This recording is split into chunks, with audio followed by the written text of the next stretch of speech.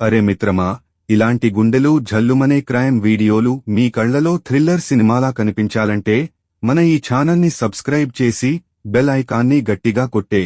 డబ్బుల కోసం రిటైర్డ్ డీఎస్పీని కట్టేసి కొట్టిన భార్య, పిల్లలు.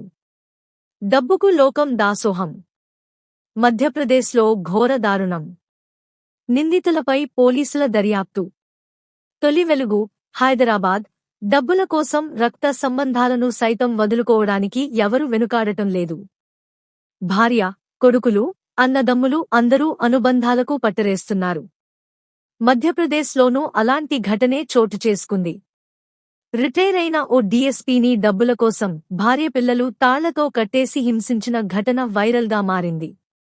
అతని ఛాతీపై కూర్చుని ఒకరు బాదుతుంటే, మరొకరు కాళ్లు కదలకుండా పట్టుకుంటుంటే, భార్య కూడా కొడుకులకు వంతపాడింది. 62 ఏళ్ల వయస్సున్న ప్రతిపాల్ సింగ్ను వారు తాళ్లతో కట్టి నేలపై ఈడ్చుకెళ్లారు.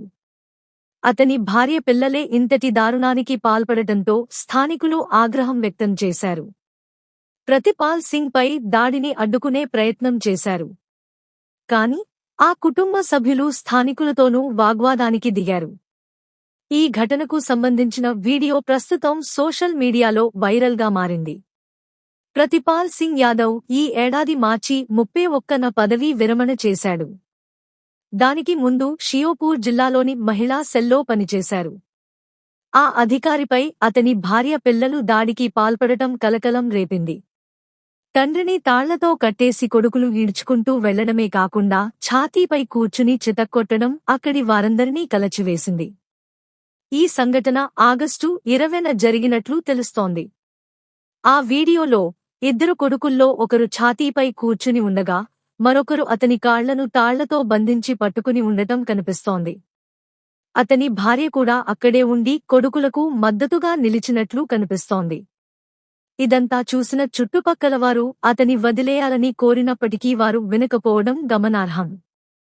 రిటైర్డ్ డీఎస్పీ ప్రతిపాల్ గత 15 ఏళ్లుగా భార్య పిల్లలకు దూరంగా ఉంటున్నట్లు తెలిసింది.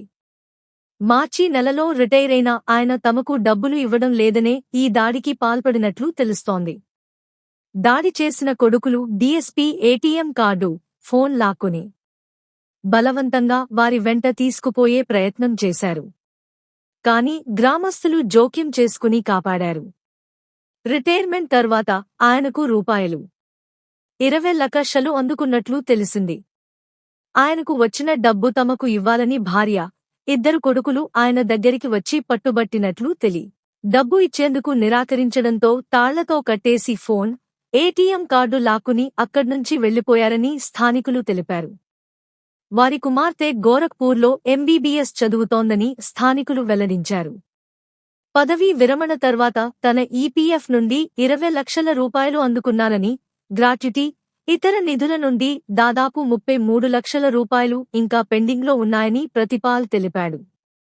తన పెద్ద కొడుకుకు ₹5 లక్షల, చిన్న కొడుకుకు ₹15 లక్షల ఇస్తానని హామీ ఇచ్చారని, అయితే తన కుమార్తె వివాహానికి కూడా డబ్బులు అవసరం ఉండటంతో మిగిలిన డబ్బులు ఇవ్వడానికి నిరాకరించడంతో వారు దాడి చేసినట్లు ఆయన తెలిపారు. కాని జరిగిన విషయమై పోలీసులకు ఫిర్యాదు చేసేందుకు ప్రతిపాల్ నిరాకరించారు. కాని ఈ వీడియో సోషల్ మీడియాలో వైరల్గా మారింది. దీంతో పోలీసులు కేసు నమోదు చేసి దర్యాప్తు ప్రారంభించారు. జాగ్రత్తలు మరియు సలహాలు. కుటుంబంలో ఆర్థిక వివాదాలు, డబ్బు కోసం గొడవలు ఎక్కువైతే బహిరంగంగా చర్చించి పరిష్కరించుకోండి. కుటుంబ కౌన్సెలర్ సహాయం తీసుకోండి.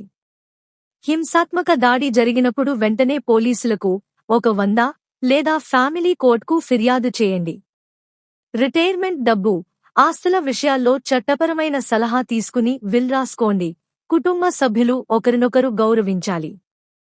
మానసిక ఒత్తిడి ఉన్నప్పుడు మానసిక ఆరోగ్య హెల్ప్ లైన్ 104 సంప్రదించండి.